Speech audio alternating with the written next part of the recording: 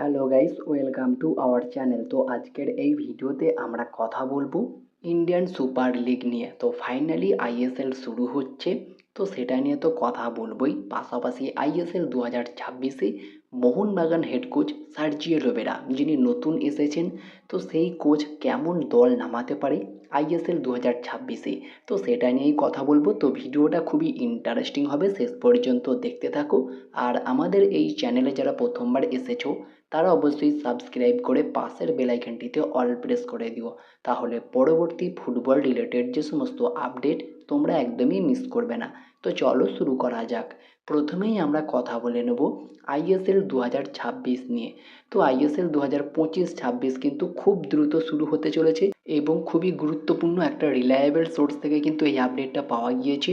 15ই ফেব্রুয়ারি কিন্তু আইএসএল 2025-26 হতে চলেছে। যদিও 2025 এখন আর নেই, 2026 হবে।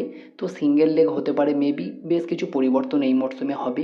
খুব দ্রুততার সঙ্গে আইএসএলটা হবে, তো সেখানেই এই ডেটটা কিন্তু পাওয়া গিয়েছে যে 15ই ফেব্রুয়ারি কিন্তু আইএসএল হতে পারে, এমনই একটা আপডেট বর্তমানে বেরিয়ে এসেছে। তো সেই আইএসএল 2026-এ মোহনবাগান কোচ লোবেরা কেমন দল নামাতে পারে, কি কি পরিবর্তন আমরা দেখতে পেতে পারি। খুব একটা হিউজ পরিবর্তন আমরা দেখব না, তবে এখানে একটা প্লেয়ারকে কিন্তু নতুন করে প্রাণ ফিরিয়ে দিয়েছে সার্জিও লোবেরা। সেই প্লেয়ারটাকে সেটাও তোমাদেরকে জানাবো। তো প্রথমেই আমরা কথা বলে নেব গোলকিপার নিয়ে। তো একটা পোটেন্সিয়াল লাইন আপ নিয়ে আমরা কথা বলবো, মানে কেমন দল নামাতে পারি।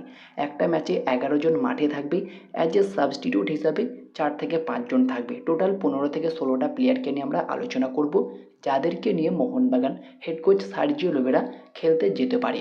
তো সেরকমই একটা স্কোয়াড নিয়ে আমরা কথা বলবো। তো প্রথমেই আমরা কথা বলে নেব গোলকিপার নিয়ে। অবশ্যই গোলকিপার হিসাবে বিশাল কায়েতকে আমরা দেখতে পেতে পারি।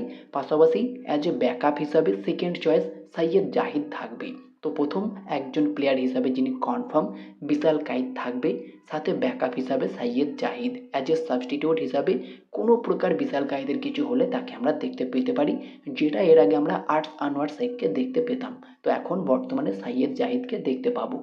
আর যদি আমরা 4 জন ডিফেন্ডার নিয়ে কথা বলি, সেখানে অবশ্যই লেফট ব্যাকে ক্যাপ্টেন সুভাশিস বোস। সুভাশিস বোস ছাড়া অবশ্যই অভিষেক সিংয়ের মতো ব্যাকআপ অপশন রয়েছে, তবে তারপরেও Subhashis Bose one of the best choice কিন্তু হবে লেফট ব্যাক পজিশনের জন্য। রাইট ব্যাক পজিশনে আমরা অভিষেক সিং মানে অভি মিতেইকে আমরা দেখতে পেতে পারি। যদিও আশিস রায়ের মতো অপশনও রয়েছে, তবে অভিষেক সিং কিন্তু দুটো সাইড ব্যাকেই খেলতে পারে, লেফট ব্যাক এবং রাইট ব্যাক দুটো পজিশনেই খেলতে পারে। তো তাকে আমরা রাইট ব্যাক পজিশনে দেখতে পেতে পারি। আর একটা পরিবর্তন অবশ্যই হবে, 2জন বিদেশি সেন্টার ব্যাকের জায়গায় একজন বিদেশি সেন্টার ব্যাক খেলবে, আর সেটা আলবার্তো রড্রিগেজ, সাথে মেহতাব সিং। 4জন ডিফেন্ডার তারাই থাকবে, সুভাশিস বোস, অভিষেক সিং, আলবার্তো রড্রিগেজ, মেহতাব সিং। 2জন ডিফেন্সিভ মিডফিল্ডে অনিরুদ্ধ থাপা এবং আপুইয়া। তার পাশাপাশি গ্লেয়ান মার্টিন্স, দীপক তাংড়ি, অভিষেক সূর্যবংশীর মতো অপশন রয়েছে। তবে 2জন প্রপার চয়েস প্রথম থেকেই যারা খেলতে পারে তারা হচ্ছে অনিরুদ্ধ থাপা এবং আপুইয়া। একজন লেফট উইঙ্গার পজিশনে অবশ্যই লিস্টন কোলাসো, তবে তারপরেও একজন ফরেন অপশনও কিন্তু রয়েছে রবসন রবিনো, যিনি লেফট উইঙ্গার পজিশনে দুর্দান্ত খেলে থাকে, দারুণ স্কিলফুল প্লেয়ার। তবে লিস্টনের মতো অত গতি কিন্তু নেই। লিস্টনের একটা ব্রিলিয়ান্ট ইন্ডিভিজুয়াল ব্যাপার আছে, যেখান থেকে অনেক গোল কিন্তু লিস্টন কোলাসো করে থাকে। দুর্দান্ত একটা গতি রয়েছে, কাটব্যাক করে গোল করার একটা ভালো দক্ষতা রয়েছে।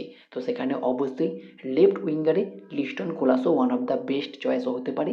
তবে রবসন রবিনও কিন্তু ফার্স্ট ইলেভেনে খেলার ক্ষমতা রাখে, খুবই কোয়ালিটি একজন বিদেশি। তো সেখানেই অবশ্যই রবসনকেও খেলালে খেলাতে পারে। আর রাইট উইঙ্গারে Manvir Singh one of the best choice, খুবই দুর্দান্ত কোয়ালিটি একজন প্লেয়ার। রাইট উইঙ্গারে কিন্তু মনবীরকেই আমরা দেখতে পেতে পারি। আর একজন প্রপার অ্যাটাকিং মিডফিল্ডে দিমিত্রি পেত্রাতস, নতুন করে প্রাণ ফিরে পেতে পারে এই দিমিত্রি পেত্রাতস সার্জিও লোবেরার আন্ডারে। লোবেরা আসার পর থেকেই দিমিকে কিন্তু একটা গুরুত্বপূর্ণ ভূমিকা পালন করতে দেখা যাচ্ছে অনুশীলনে। এর আগে কিন্তু একটা প্রস্তুতি ম্যাচ খেলেছিল ডায়মন্ড হারবার এফসির এগেনস্টে। সেই ম্যাচেই আমরা মোটামুটি চূড়ান্তভাবে জানতে পেরে গিয়েছি যে লোবেরার আন্ডারে দিমিত্রি পেত্রাতসের একটা দুর্দান্ত ভূমিকা রয়েছে। এবং নতুন করে দিমি কিন্তু প্রাণ ফিরে পেতে পারে, যেটা এর আগে আমরা মলিনার আন্ডারে দেখতেই পাইনি। তো সেখানে লোবেরার আন্ডারে কিন্তু দিমিকে আমরা নতুন রূপে দেখতে পেতে পারি এবং তার একটা গুরুত্বপূর্ণ দায়িত্ব কিন্তু থাকবে এই টিমে। এবং একজন সেন্টার ফরওয়ার্ড হিসাবে অবশ্যই জেমি ম্যাকলারেন, যদিও জেসন কামিংসের মতো ব্যাকআপ অপশন রয়েছে, অ্যাজ এ সাবস্টিটিউট হিসাবে এসে ম্যাচের রং পাল্টে দিতে পারে, সেই ক্ষমতাও তিনি রাখেন। এবং ভারতীয়দের মধ্যে কিয়ান সুহেল আহমেদ ভাটের মতো প্লেয়ারও কিন্তু রয়েছে। তো মোটামুটি যে 11 জন ফার্স্ট ইলেভেনে খেলতে পারে তাদের নামগুলো তোমাদেরকে জানিয়ে দিই।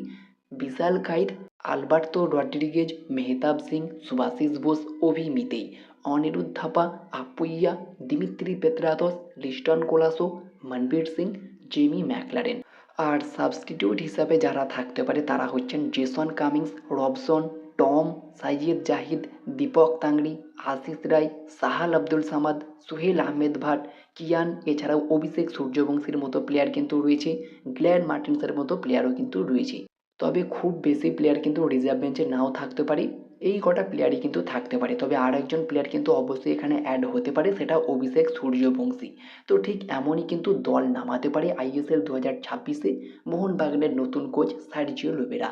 তো তোমাদের মতে কেমন দল নামাতে পারে মোহনবাগান কোচ সার্জিও লোবেরা, সেটা তোমরা কমেন্টে জানিও।